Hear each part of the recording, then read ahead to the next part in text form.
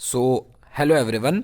Revise MR sir notes की series में आज बात करेंगे हम electric potential and capacitance chapter के बारे में। क्लास ट्वेल्थ का ये दूसरा चैप्टर है, एमआर सर के ये नोट्स हैं। आइए शुरू करते हैं। सबसे पहले आप मुझे एक बात का जवाब दीजिए। ये एक मास था जिसको मैंने किसी डिस्टेंस से ऊपर से छोड़ दिया, ड्रॉप कर दिया मैंने। अब ये नीचे की तरफ आएगा, इस पर नीचे की तरफ फोर्स mg लगेगी, इसकी स्पीड बढ़ेगी बिल्कुल, और ये कुछ डिस्प्लेसमेंट भी कवर करेगा। मैंने एक स्टेटमेंट बोला, मैंने बोला कि इसकी जो पोटेंशियल एनर्जी है वो डिक्रीज होगी, कम होगी। अब ऐसा क्यों होगा, इसको एक्सप्लेन करने के दो मेथड्स आपके सामने अभी देता हूं। पहला, पॉजिटिव वर्क डन करा है, यहां पर वर्क एनर्जी एंड पावर का बहुत भर भर कर इस्तेमाल होगा। सो उस चैप्टर को एक बार रिवाइज कर लीजिएगा, उसके बाद आप इसको देखेंगे तो मजा जो है वो दुगना होने वाला है।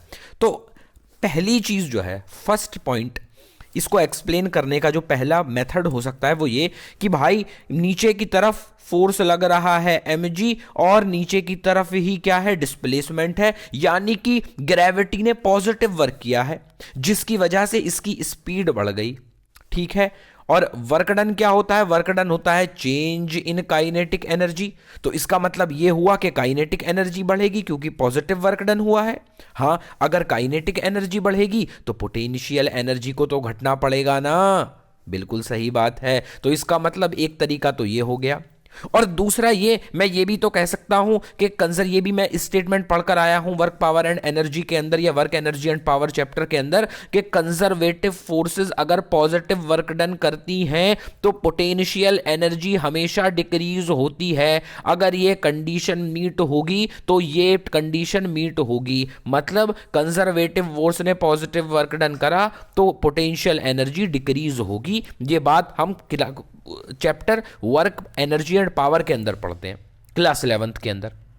हाँ, तो इसको एक्सप्लेन करने के हमने दो तरीके बता दिए। एक तो ये कि इसकी काइनेटिक एनर्जी बढ़ रही है और तो इसकी वजह से क्या होगा, इसकी पोटेंशियल एनर्जी घट जाएगी। और दूसरा ये बात हम जानते हैं कि अगर कोई कंजर्वेटिव फोर्स पॉजिटिव वर्क करती है तो उसकी पोटेंशियल एनर्जी जो है वो डिक्रीज हो जाती है।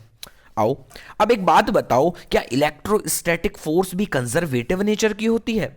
हां, बिल्कुल होती है। इलेक्ट्रोस्टैटिक फोर्स जो है वो कंजर्वेटिव नेचर की होती है। अब हम इस बात को पता कैसे लगाएं कि कोई फोर्स कंजर्वेटिव नेचर की होगी या फिर नॉन कंजर्वेटिव होगी?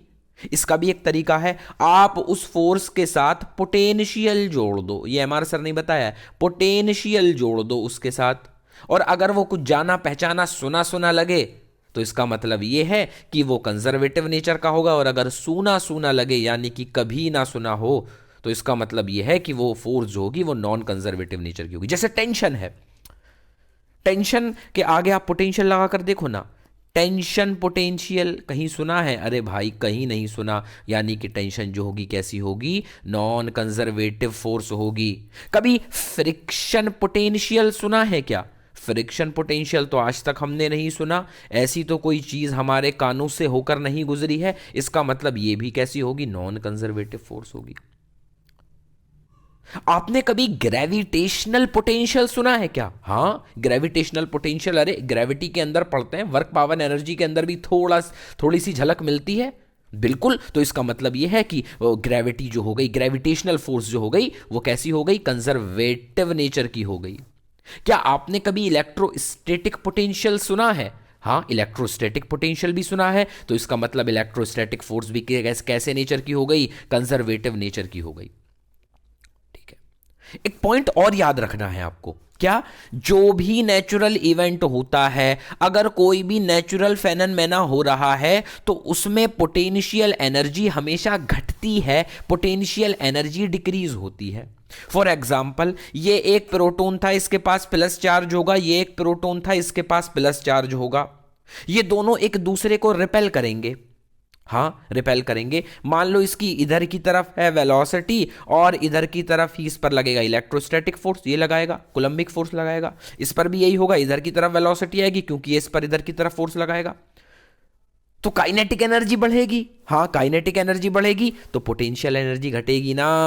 बिल्कुल बिल्कुल पोटेंशियल एनर्जी घटेगी। तो मैंने क्या बोला, ये तो नेचुरल इवेंट है भाई, को दो प्रोटॉन को आप एक साथ रखोगे भाग जाएंगे दोनों अलग अलग, क्योंकि ये नेचुरल इवेंट है। जैसे जैसे प्रोटॉन और इलेक्ट्रॉन को लग दिया, ये दोनों एक दूसरे को अट्रैक्ट करेंगे, पास आने की कोशिश करेंगे। इलेक्ट्रोस्टैटिक फोर्स ये इस पर किधर की तरफ लगाएगा, इधर की तरफ। ये इस पर किधर की तरफ लगाएगा, इधर की तरफ। देखो इधर की तरफ वेलोसिटी है, इधर की तरफ इलेक्ट्रोस्टैटिक फोर्स लग रहा है, यानी कि क्या हुआ, काइनेटिक एनर्जी इसकी बढ़ेगी, हाँ, तो पोटेंशियल एनर्जी घट जाएगी। ये बात समझ में आई।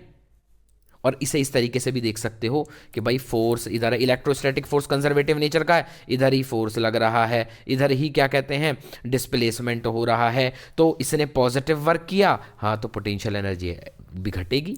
इस तरीके से भी देख सकते हो। तो हाँ, ये नेचुरल इवेंट है और इसके अंदर पोटेंशियल एनर्जी हमेशा डिक्रीज होगी, हमें ये पॉइंट याद हो गया। और हमने दो एग्जाम्पल्स कर लिए जिनके थ्रू हमारे दिमाग में और अच्छे तरीके से बात बैठ गई। चलिए तो अब आगे की तरफ मूव करा जाए। यार एक प्रोटॉन था और एक इलेक्ट्रॉन था, ये दोनों दूर जा रहे हैं एक दूसरे से। क्या ये नेचुरल फेनोमेना है? आप कहेंगे नहीं, होना तो ये चाहिए था कि ये दोनों एक दूसरे के पास आते। क्यों? क्योंकि पॉजिटिव नेगेटिव जो है वो एक दूसरे को अट्रैक्ट करते हैं, लेकिन ये दूर जा रहे हैं। अब आप कारण नहीं पूछ सकते कि what is the reason behind this, बस आपको यह देखना है कि ये जो है वो एक दूसरे से दूर जा रहे हैं। अब यहां देखो इलेक्ट्रोस्टैटिक फोर्स आगे की तरफ चल लग रहा है, इधर की तरफ लग रहा है इस इलेक्ट्रॉन के ऊपर, और इसकी वेलोसिटी जो है वो इधर की तरफ है। तो काइनेटिक एनर्जी घटेगी क्योंकि वेलोसिटी घटेगी। हाँ, फोर्स इधर है, इस वेलोसिटी इधर है, तो क्या काइनेटिक एनर्जी घटेगी? हाँ, तो पोटेंशियल एनर्जी बढ़ जाएगी। और इस तरीके से भी देखो नेगेटिव वर्क किया है, नेगेटिव वर्क किया है किसने? कंजर्वेटिव फोर्स ने। ये इलेक्ट्रोस्टैटिक फोर्स ने नेगेटिव वर्क किया है, डिस्प्लेसमेंट इधर दे रहा है, फोर्स इधर लग रही है, तो क्या होगा? तो भी पोटेंशियल एनर्जी घटेगी, पोटेंशियल एनर्जी बढ़ेगी। अगर पॉजिटिव वर्क डन करेगी कंजर्वेटिव फोर्स तो पोटेंशियल एनर्जी क्या होगी? घटेगी। और अगर नेगेटिव वर्क डन करेगी कंजर्वेटिव फोर्स तो पोटेंशियल एनर्जी क्या होगी? बढ़ेगी। तो इस बात को देख लीजिए। Work done by electric force is positive, then potential energy must decrease, हमेशा डिक्रीज करेगी। और अगर work done by electrostatic force या कुलम्बिक फोर्स या इलेक्ट्रिक फोर्स नेगेटिव है तो क्या होगा? पोटेंशियल एनर्जी बढ़ेगी बढ़ेगी बढ़ेगी। आइए अब कुछ मैथमेटिक्स के साथ इसको रिलेट किया जाए, जोड़ा जाए। देखो एक बात बताओ, क्या पोटेंशियल एनर्जी कहीं डिफाइन करी जा सकती है क्या? नहीं, एक उससे पहले ये बात बताओ कि आप जो है ना पोटेंशियल एनर्जी कहीं नहीं लिखते, पोटेंशियल एनर्जी डिफरेंस लिखते हो, चेंज इन पोटेंशियल एनर्जी लिखते हो। क्यों? क्योंकि मैं भी ये ऊपर एक चीज देख कर आया हूं कि negative work done by conservative force या इलेक्ट्रिक फोर्स क्या होगा? चेंज इन पोटेंशियल एनर्जी होगा। और वर्क तो कहीं एक पॉइंट के लिए डिफाइन हो नहीं सकता। वर्क के लिए तो 2 पॉइंट चाहिए ना भाई, किसी चीज को यहां से लाकर यहां तक रखने में मुझे इतना काम करना पड़ा, ये होता है वर्क। एक पॉइंट के लिए तो डिफाइन कर ही नहीं सकते ना। हाँ, तो जब वर्क को आप एक पॉइंट के लिए डिफाइन नहीं कर सकते तो पोटेंशियल एनर्जी को किसी एक पॉइंट के लिए कैसे डिफाइन कर पाएंगे? चेंज इन पोटेंशियल एनर्जी ही तो डिफाइन होगा ना।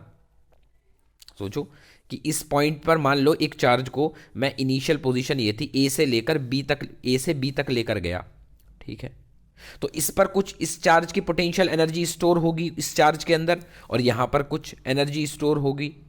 तो इसका चेंज ही तो हमें बताएगा work done by electric force, negative work done by electric force.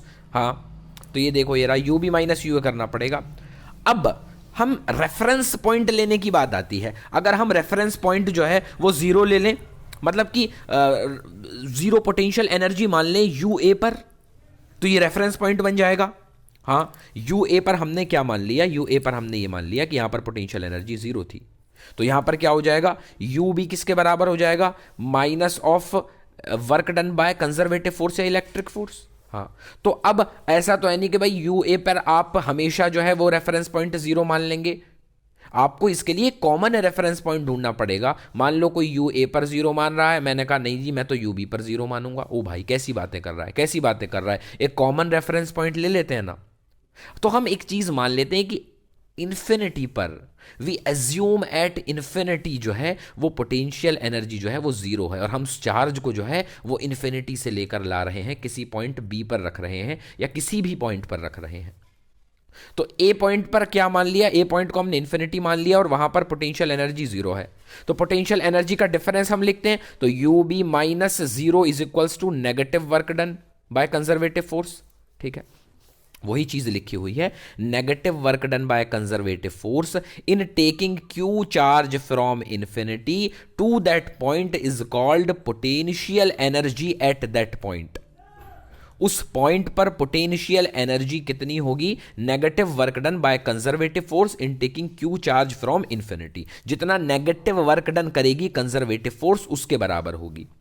ठीक है, अब work done by non conservative force, देखो ये बात हम वर्क एनर्जी एंड पावर के अंदर पढ़ते हैं क्या, कि work done bye, negative work done by conservative force होता है change in potential energy, and positive work done by non conservative force भी होता है क्या, चेंज इन पोटेंशियल एनर्जी। तो मैं ये भी लिख सकता हूं कि work done by non conservative force is equals to change in potential energy. So work done in bringing Q charge, infinity से ही लेकर आ रहा हूं मैं क्यू चार्ज को टू पॉइंट, किसी पॉइंट पर स्लोली हल्के हल्के लाना पड़ेगा, लेकिन इसके लिए कंडीशन होती है स्लोली। आप जब वर्क पावर एंड एनर्जी पढ़ेंगे उसके अंदर सब लिखा हुआ है, is called potential energy store in Q charge at that point. तो उस चार्ज के अंदर कितनी पोटेंशियल एनर्जी स्टोर होगी, वो पोटेंशियल एनर्जी कितनी स्टोर होगी, जितना हमें वर्क डन करना पड़ेगा नॉन कंजर्वेटिव फोर्स को। और अगर मैं work done in conservative force के टर्म में लिखता तो माइनस लगाना पड़ता, minus work done of conservative force is equals to change in potential energy, और potential energy stored at that point if we bringing the charge from infinity. Okay, आइए थोड़ी mathematics देखी जाए। चेंज इन पोटेंशियल एनर्जी को ऐसे लिखा जा सकता है, negative of work done by conservative force. हाँ ये बात तो देख ली। वर्क डन को मैं ऐसे भी तो लिख सकता हूं एफ डॉट डी आर। ओ भाई देख ले जाकर वर्क पावर एंड एनर्जी के अंदर, वर्क एनर्जी एंड पावर के अंदर। ठीक है, इन माइनस जो है फॉर्मूले का है। अब मैंने क्या करा, मैंने दोनों तरफ जो है क्यू से डिवाइड कर दिया, डिवाइडेड बाय क्यू कर दिया, तो डेल्टा यू बाय क्यू हो गया इधर, और यहां पर क्या हो गया, work done by conservative force का नेगेटिव बाय क्यू हो गया। ठीक है, इस चीज को हम एक नाम देते हैं। जैसे हमने एक चीज देखी थी ना कि देखो फोर्स तो नॉर्मल था, इलेक्ट्रोस्टैटिक फोर्स तो नॉर्मल था, लेकिन अगर हम उसे क्यू से डिवाइड कर देते हैं, उसी चार्ज से डिवाइड कर देते हैं, तो क्या निकल कर आ रहा था, इलेक्ट्रिक फील्ड निकल कर आ रहा था। इसी तरीके से पोटेंशियल चीज एक डिफाइन होती है, चेंज इन पोटेंशियल डिफाइन होता है। चेंज इन पोटेंशियल क्या होता है, change in potential energy per unit charge को हम क्या बोलते हैं, पोटेंशियल बोलते हैं। उस पॉइंट पर पोटेंशियल नहीं, किसी पॉइंट पर पोटेंशियल अगर हमें डिफाइन करना है तो क्या करेंगे, हम उस चार्ज से डिवाइड कर देंगे पोटेंशियल एनर्जी को, तो क्या आ जाएगा हमारे पास, उस पॉइंट पर पोटेंशियल आ जाएगा। जिस तरीके से इलेक्ट्रिक फील्ड के अंदर हम करते हैं, तो इसे डेल्टा वी से रिप्रेजेंट किया जाता है। होता क्या है, delta U by Q, change in potential energy divided by Q. अब ये इसे ऐसे भी तो लिख सकता हूं कंजर्वेटिव फोर्स वाले को, के minus F dot D are भी तो लिख सकता हूं। हाँ, इसे डिवाइड करा गया है क्यू से, देखो। हाँ, तो इसे क्यू से डिवाइड कर दे, ये क्या बन गया, ये तो इलेक्ट्रिक फील्ड बन गया। हाँ, तो इलेक्ट्रिक फील्ड, तो इसे ऐसे लिख सकते हैं, इलेक्ट्रिक फील्ड और पोटेंशियल के अंदर, चेंज इन पोटेंशियल के अंदर एक रिलेशन निकल कर आता है, delta V is equals to minus of E dot D R. ठीक है, अब अगर मैं किसी छोटे से पॉइंट के लिए डी वी लिखना चाहूँ, चेंज इन पोटेंशियल, और इसे जो है इधर ले आऊं, तो क्या हो जाएगा, D V by D R हो जाएगा। तो इलेक्ट्रिक फील्ड क्या निकल कर आता है, electric field is equals to minus D V by D are.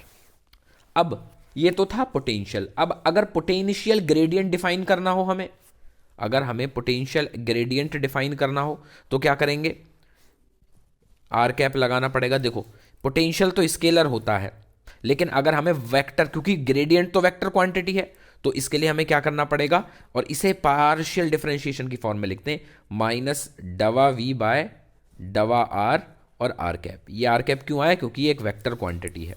अगर हम इसे खोलकर रखेंगे तो इलेक्ट्रिक फील्ड क्या हो जाएगा, minus of dow V by dow X. देखो ये पार्शियल डिफरेंशिएशन है, और वाई एंड जेड कॉन्स्टेंट रहेंगे जब हम एक्स के रेस्पेक्ट में कर रहे हैं डिफरेंशिएशन, ऐसे ही वाई के रेस्पेक्ट में करेंगे तो एक्स एंड वाई कांस्टेंट हो जाएंगे, और जब हम जेड के रेस्पेक्ट में करेंगे तो वाई एंड एक्स कांस्टेंट हो जाएंगे। इसके ऊपर अभी क्वेश्चंस आएंगे तो और ज़्यादा क्लैरिटी आएगी। इन द डायरेक्शन, एक बात ध्यान रखना, in the direction of electric field potential always decrease, ये बात सत्य है। देखो ना माइनस साइन आ रहा है, तो in the direction of electric field potential जो है वो हमेशा डिक्रीज होगा, हमेशा घटेगा। जैसे यहां देखो, ये सवाल देखो, इसने 2 पॉइंट बता दिए, उसने बोला ए पॉइंट है और बी पॉइंट है, ठीक है, ए पॉइंट है और बी पॉइंट है, तो इसने बोला है पॉजिटिव चार्ज से इलेक्ट्रिक फील्ड निकल रही है। अब हमें ये बता दो कि किस पॉइंट पर पोटेंशियल जो होगा वो मैक्सिमम होगा या ज्यादा होगा, ग्रेटर होगा, इन दोनों के कंपैरिजन में किस पॉइंट पर ज्यादा होगा। तो मैंने क्या बताया, डायरेक्शन ऑफ इलेक्ट्रिक फील्ड के अंदर हमेशा पोटेंशियल घटता है, तो यहां पर ज्यादा होगा या यहां पर ज्यादा होगा, ए पॉइंट पर ज्यादा होगा, किसके कंपैरिजन में, बी के कंपैरिजन में। यहां देखो, यहां पर ये माइनस चार्ज है, अब माइनस चार्ज है तो इलेक्ट्रिक फील्ड अंदर की तरफ होती है, तो इसकी डायरेक्शन कहां हो गई, रेडियली इनवर्ड हो गई, उसके अंदर पॉजिटिव के केस में रेडियली आउटवर्ड होती है। तो नेगेटिव चार्ज से जब निकलेंगी तो ये अंदर की तरफ आएंगी इलेक्ट्रिक फील्ड लाइन। तो अब इसने बोला 2 पॉइंट दे दिए और पूछा कि इलेक्ट्रिक फील्ड बताओ कहां पर ज्यादा होगा कहां पर कम होगा, इलेक्ट्रिक पोटेंशियल बताओ कहां पर कम होगा कहां पर ज्यादा होगा, तो बी पॉइंट पर जो है वो पोटेंशियल ज्यादा होगा ए के कंपैरिजन में। क्यों, डायरेक्शन ऑफ इलेक्ट्रिक फील्ड के अंदर पोटेंशियल जो है वो हमेशा घटता है। ओके, अब ये देखो इलेक्ट्रिक पोटेंशियल पर यूनिट, देखो डेफिनेशन लिखे हुए इलेक्ट्रिक पोटेंशियल की, electric potential energy per unit charge is called electric potential.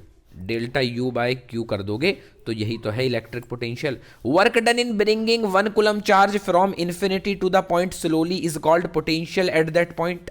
सही बात है, ये work done by non conservative force होगा। Negative work done in bringing 1 coulomb charge, अगर कुछ ना बोले ना तो नेगेटिव, वो नॉन कंजर्वेटिव फोर्स ही लेते हैं। Negative work done in bringing 1 coulomb charge from infinity to the point by conservative force, negative आ गया कंजर्वेटिव आ सकता है, is called potential at that point. सत्य बात है। अब आओ कुछ बातें याद कर लो इसके बारे में। देखो इलेक्ट्रिक पोटेंशियल क्या होता है, V is equals to U by Q या फिर delta V is equals to delta U by Q. Delta V को हम क्या से लिख सकते हैं, E dot D R. Okay, integration करेंगे और जो लिमिट लगाएंगे वो R1 से R2, मान लो किसी R1 से जो है मैं R2 पर लेकर आया हूं किसी चार्ज को, ठीक है।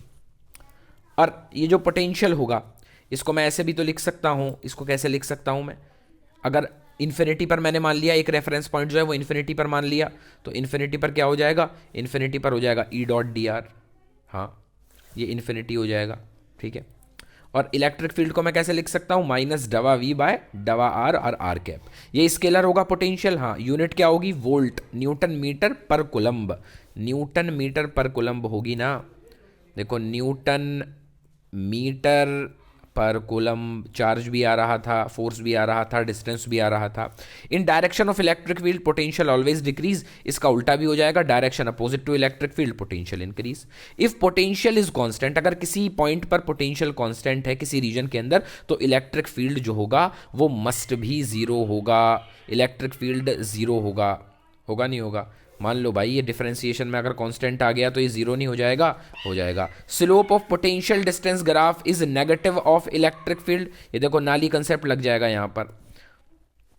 अगर मुझे पोटेंशियल से इलेक्ट्रिक फील्ड लेना है, डिफरेंशिएट कर दो, डिफरेंशिएट अगर कर रहे हैं तो क्या होगा, स्लोप ऑफ पोटेंशियल और डिस्टेंस का ग्राफ क्या देगा, नेगेटिव ऑफ इलेक्ट्रिक फील्ड देगा। ये देखो area of electric field distance graph, अगर मुझे इस पर जाना है, इलेक्ट्रिक फील्ड को अगर मैं इंटीग्रेट कर दूं विद रेस्पेक्ट टू डिस्टेंस, तो क्या होगा, मुझे negative of change in potential मिल जाएगा, यहां पर नेगेटिव साइन भी आएगा, negative of change in potential मिल जाएगा।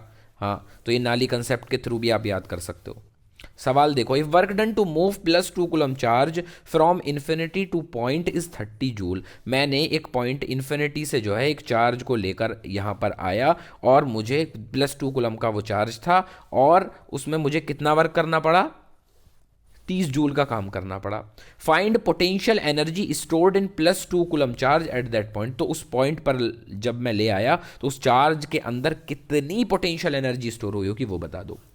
तो अब इसने क्या बोला है, इसने तो हमें नहीं बताया कि किसने काम किया है, कंजर्वेटिव फोर्स नहीं लिखा, इसने इलेक्ट्रोस्टैटिक फोर्स नहीं लिखा। तो इसका मतलब ये है कि वो एक्सटर्नल एजेंट ने करा होगा, और जब एक्सटर्नल एजेंट वर्क करता है तो फॉर्मूला क्या आता है, work done by non conservative force is equals to change in potential energy, negative नहीं आता, माइनस नहीं आता, तो U final minus U initial is equals to 30 joule हो जाएगा, और इन्फिनिटी पर हमने रेफरेंस पॉइंट लिया है तो ये 0 हो जाएगा, और यू फाइनल कितना हो जाएगा, 30 जूल। तीसरा ऑप्शन हमारा सही हो जाएगा। If work done to move +2 coulomb charge from infinity to point is 120 joule bye electric field. अब इलेक्ट्रिक फील्ड की बात कर दी, कंजर्वेटिव फोर्स आएगा, फॉर्मूले के अंदर क्या आएगा, फॉर्मूले के अंदर जो है वो नेगेटिव लगाना पड़ेगा जब हम work done by conservative force लिखेंगे। और इसने पोटेंशियल एनर्जी नहीं पूछा, ना ना ना ना ना, then potential at that point. Potential क्या होता है, change in potential energy divided by Q, या फिर work done by conservative force divided by Q. तो कि मैं क्या लिखूंगा, delta V is equals to minus work done by conservative force by Q. Initial पर तो 0 ही हो जाएगा, पोटेंशियल इन्फिनिटी पर, ठीक है, तो ये -120/2 हो जाएगा क्योंकि 120 जूल वर्क किया है, तो कितना आ गया, पोटेंशियल -60 जूल आ गया। समझ में आया ना, कैसे आया, हाँ। If work done to move +2 coulomb charge from infinity to point is 30 joule, then find potential energy stored in +6 coulomb charge at that point. इसने बोला कि 2 कूलम चार्ज को इन्फिनिटी से लाने में 30 जूल का काम करना पड़ा। अब इसने ये नहीं बोला कि कंजर्वेटिव फोर्स ने कराया, इलेक्ट्रिक फील्ड ने कराया, तो इसका मतलब क्या है, वो एक्सटर्नल एजेंट होगा, नॉन कंजर्वेटिव फोर्स होगा। Then find potential energy stored in +6 coulomb charge at that point. तो कितनी पोटेंशियल एनर्जी स्टोर होगी, पहले इस +2 कूलम पर निकालो कितनी पोटेंशियल एनर्जी स्टोर होगी। देखो ये रहा, delta U is equals to work done by external force, U final minus U initial is equals to work done by external force, U initial 0 हो जाएगा, तो ये कितना आ जाएगा, यू फाइनल निकल कर आएगा 30 जूल आ जाएगा। अब ये जो है ये 2 कूलम चार्ज पर है, अब 2 कूलम चार्ज पर है तो 6 कूलम चार्ज पर कितनी होगी भाई, 2 कूलम पर है 30 जूल, 6 कूलम पर कितनी होगी, 30/2 × 6 कर दो, आंसर आ जाएगा, ठीक है। Work done in moving +8 coulomb by electric field from A to B is 48 joule. Then find potential energy at B if A is -30 joule. Okay, ये सवाल अच्छा है। Work done in moving +8 coulomb का charge है, उसको electric field, work done in moving +8 coulomb charge by electric field from A to B is 48 joule. Then find potential energy at B if at A is -30 joule. अब इसने electric field बोल दिया तो formula कौन सा लगाएंगे, delta U is equals to minus work done by conservative force. यहाँ पर इसने इन्फिनिटी नहीं बोला है तो 0 नहीं लेंगे, हाँ, लेकिन इसने ए पर दे रखा है कितना, ए पर कितना दे दिया, ए पर दे दिया है इसने -30 जूल, तो फॉर्मूला लिखेंगे और U B -30 is equals to -48 हो जाएगा, क्योंकि माइनस एक फॉर्मूले का और माइनस इसके अंदर भी आ रहा है, तो यहाँ से आंसर कितना आएगा, -78 जूल आएगा। Work done in moving -4 coulomb charge from B to A is +60 joule. ये ध्यान रखो, ये A to B नहीं बोल रहा है, घुमा रहा है, B to A बोल रहा है। Work done in moving -4 coulomb charge from B to A is 60 joule.